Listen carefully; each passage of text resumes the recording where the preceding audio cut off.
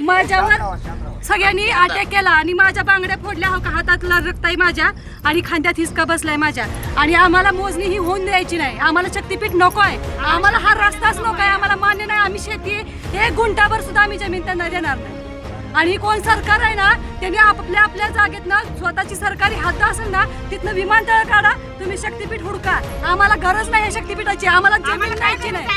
आणि आमचं काय उपयोग नाही आणि आम्हाला ही करणारच आहे, आत्मदहनच करणार आहे. हा वतूनच तुम्हाला नोटीस वगैरे काय यांना विचारलं, माझ्या हाताला हिसका मारला. 4 वाजता 5 वाजता मी 5:30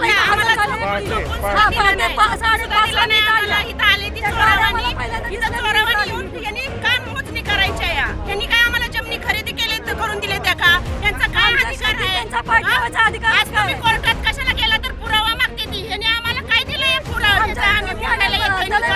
चोरीला गेला पोलीस यंत्रणा तेव्हा कोण आली नाही, आता काय आली? हा रस्ता करून आमच्या शेतकऱ्यांचा काय फायदा आहे? तुम्ही सांगा मला, काय फायदा आहे? ही सगळ्या सरकारचा फायदा आहे म्हणून सरकार हे आम्हाला शेतकऱ्याला मारायला निघालंय का? आज सगळ्या शेतकऱ्यांनी आम्ही कमवून खाते, आमची पोरं भावी पिढी आमची खाऊ शकत. जर ह्यांना जमीन दिली आमची पोरं काय खाणार सांगा? आणि मोजायला कोण मंत्र्यापासून आला नाही तर त्यांच्या सकट आम्ही पिटवून घेणार आहे. आम्ही कुणाला सुद्धा सोडणार नाही.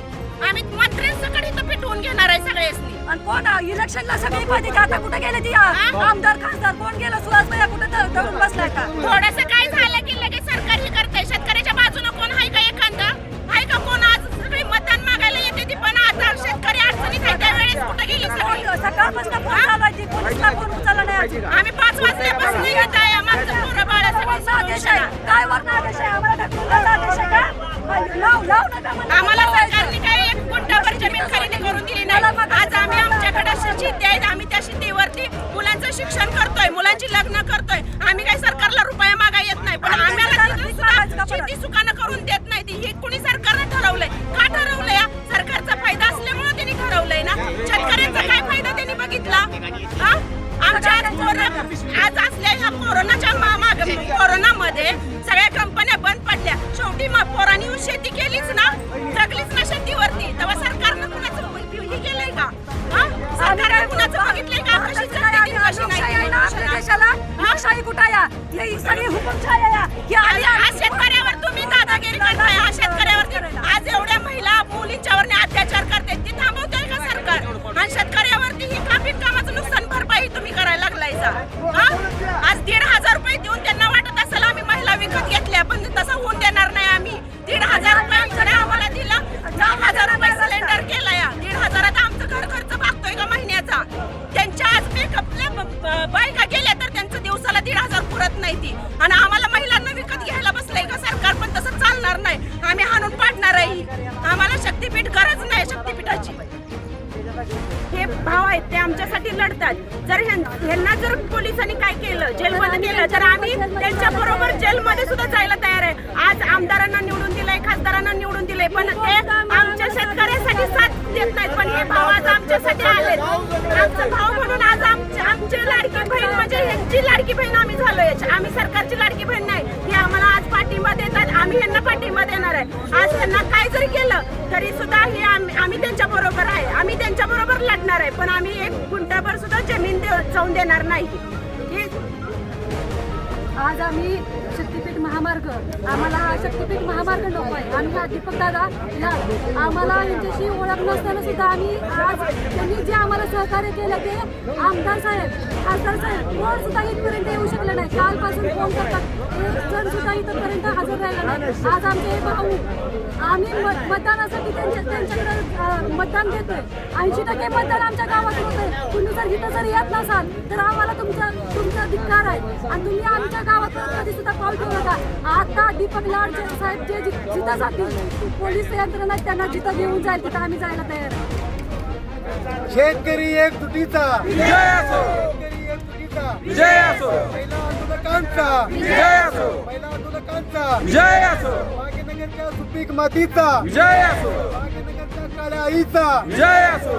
एक चित्त शक्तीपीठ रद्द, एक चित्त शक्तीपीठ रद्द, बोला भारत माता के वंदे मातरम, वंदे मातरम. दीपक दादा आगे बढ़ो. भगिनींना सकाळी ड्रोनची चाचणी करत असताना, ड्रोन तपासणी करत असताना, ड्रोन सर्वेक्षण करत असताना माता भगिनी आडव्या पडल्या. काय झालं त्यावेळी ड्रोनच्या वेळी? धक्काबुक्की केली आणि मी एकटीच होती. माझ्या हातातल्या बांगड्या सगळ्या फोडून टाकल्या. दुसऱ्यांदा अजून एकदा त्यांनी ड्रोन लावण्याचा प्रयत्न केला. त्यावेळेस पण आम्ही ओढायला गेलो तर आमच्यावरती जबरदस्ती करून ड्रोन लावायला लागले होते. पण ही जबरदस्ती आम्ही खपवून घेणार नाही. आम्ही शेतकरी, आम्हाला नको आहे ही शेतकरी शक्तीपीठ, आम्हाला मार्गच नको आहे. सकाळी 5 वाजल्यापासून शासन 4 वाजल्यापासून या माता भगिनींच्या डोळ्याला डोळा नाही. पहाटे 5 वाजता साखर झोपेत लोक असतात. म्हणजे कोण म्हणजे इतकी वाईट अवस्था. हे निजामशाही सरकार परवडलं, ब्रिटिश सरकार परवडलं. शेतकरी प्रामाणिक आहे, शेतकरी तेवढा माणूस प्रामाणिक आहे. सगळी चोर आहे ती म्हणून मला या ठिकाणी प्रशासनाला सांगायचं आहे, कालची सर्वेक्षण तुमची हाणून पाडली आणि आज तुम्ही 4 वाजता आला आणि आमच्या माता भगिनींना तुम्ही त्रास दिला. याचे परिणाम तुम्हाला भोगावे लागतील. सांगली शहरामध्ये 100 खून महिन्याला होतात. अरे तिकडे तुमची पोलीसगिरी दाखवा ना. या ठिकाणी वयस्कर माता भगिनी, वयस्कर आजोबा बघू शकता तुम्ही. अत्यंत म्हणजे जुन्या जमान्यातल्या लोकांना सुद्धा या ठिकाणी त्रास देण्याचा काम या ठिकाणी 80व्या वर्षी मी इथं हजर असतो. 82 वर्ष झाली मला. लोकांना हे आणि कायदा सुव्यवस्था आहे का? प्रांतसाहेब सांगतात कायदा सुव्यवस्था आणि कायदा कसा काय? या सगळ्या माता भगिनी शेतकऱ्याच्या बाजूने, पण आमचं आम्ही हाणून पाडणार आहे एवढं ध्यानात ठेवायचं. या आमदारांच्या बद्दल तुमचं काय मत आहे? इथल्या गावात 80% मतदान झाले तुम्हाला. तुम्ही कुठे गेला आता? 80% जर आमदारांनी आमच्या बाजूने उभा राहिला तर आमच्या गावात पाऊल टाकायचं, नाहीतर आमच्या दारात सुद्धा यायचं नाही परत. आमदार सुभाष बाबराचं. आमदारांनी यावं, जिल्हा परिषद सदस्यांनी यावं, लोकप्रतिनिधींनी यावं, सगळ्यांनी यावं. 8 दिवस झाला आमदारांनी फोन करतात पण एकही फोन उचलत नाही ते. 12 वाजता येऊन पाया पडत होता. आता कुठे गेला तो? कोण आमदार रात्र सुद्धा कळली नाही तुम्हाला. आणि आज या गावावर प्रसंग आल्यानंतर तुम्हाला याला सवड नाही. शेतकऱ्यांच्या बाजूने जर नाही उभा राहिला तर आमदार आमच्या कसं दारात ते परत यायचं नाही त्या आमदारांनी. या गावाला तुम्हाला लाखो रुपयाची मदत केली. लाखो रुपयाची मदत केली. ही अर्थ हाक आहे भाग्यनगर मधल्या रणरागिणींची. खर तर शेती माती म्हणजे काळी आई आणि काळ्या आईचं रक्षण करण्यासाठी काळ्या आईचं रक्षण करण्यासाठी माझ्या आईला, माझ्या माता माऊलीला सांगायला लागत नाही. ती आपली काकणं मागं सारून आपल्या संस्कृतीचं रक्षण करण्यासाठी ही रणरागिणी भाग्यनगरची हजारो पोलिसांना लढत्या. इथली सावित्रीची लेक आहे, जिजाऊची लेक आहे. त्यामुळं प्रशासनानं वेळीच बाणावरती यावं. सकाळी 4 वाजल्यापासून तुमचा जो काय या ठिकाणी दुडगूस चालू आहे तो या ठिकाणी तुमचा हाणून पाडणार. माता भगिनींच्या नव्हे, आमच्या इथल्या एका आजोबाच्या केसाला जरी धक्का लागला तरी प्रशासन तुमची सत्तेची मस्ती ही क्रांतीभूमी उतरवेल. भाग्यनगर नागेवाडी मधली माणसं जेवढी शांत आहेत त्यांचा तेवढा प्रचंड मोठा अंत बघू नका. भावनांचा या ठिकाणी कडेलोट करू नका. गेली महिनाभर मी सातत्याने सांगतोय, आम्ही संघर्ष करतोय फक्त गांधीगिरी मार्गानं. आमचं आंदोलन क्रांतिजी नाना पाटलांचं. अरे इंग्रज आम्हाला घाबरत होते, मग तुम्ही कोण? इंग्रजांच्या पेक्षा तर तुम्ही क्रूर नाही. तुमची सत्तेची मस्ती उतरू.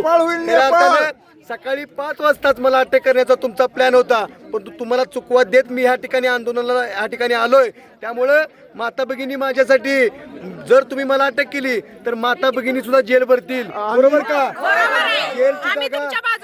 जेलची जागा या दीपक लाड एकटा नाही तर या दीपक लाडच्या पाठीमागे हजारो दीपक लाड आहेत. लाखो शेतकरी जर तुम्ही अटक केली तर लाखो त्यामुळं तुम्ही आम्हाला जेलची भीती घालू नका. 5 वाजता माझं तुम्ही लोकेशन चेक करताय. खासदार राजू शेट्टीनं सुद्धा या ठिकाणी बोलवलंय. हजारो आंदोलक या ठिकाणी येतील. त्यामुळे शासन तुम्हाला जरा तर लाज असेल तर खून, मारामाऱ्या, चोऱ्या या ठिकाणी तुम्ही नियंत्रण ठेवा. परंतु शेतकऱ्यांच्या कष्टाची जी आज महिला मुलींच्यावरती अत्याचार होते ते थांबवा ना. अत्याचार करताय खऱ्या अर्थानं ही जी पोटतिडक आहे आमच्या पोटात दुखतंय म्हणून आम्ही वावा मागतोय, परंतु शासनानं या ठिकाणी भानावरती यावं. कायदा कुणासाठी असतो? लोकशाहीचा खून केला तुम्ही, लोकशाहीची हत्या केली. खऱ्या अर्थानं पाटीचा शपथविधी ऐकला होता, परंतु आज काय चाललंय? पाटीची मोजणी. अरे शेतकरी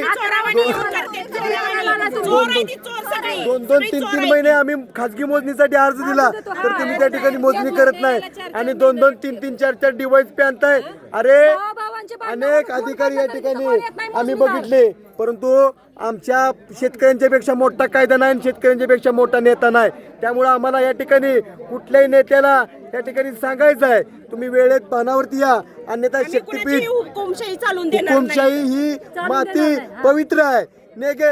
भाग्यनगरच्या मातीचा, भाग्यनगरच्या पवित्र मातीचा, राजेवाडीच्या पवित्र मातीचा, सोलापूर तालुक्याच्या मातीचा. अरे या 20 वर्षात टेंबूचं पाणी आलं, आमच्या शेतात दगड गावत नाही. इतक्या आमच्या माईमाऊलींनी ह्या काळ्याईची सेवा केली आणि काय 5-50 लाख रुपये तुम्ही सांगताय. खानापूर तालुक्यातील एकमेव सर्वसमावेशक हक्काचं न्यूज चॅनल विटा लाईव्ह न्यूज चॅनल.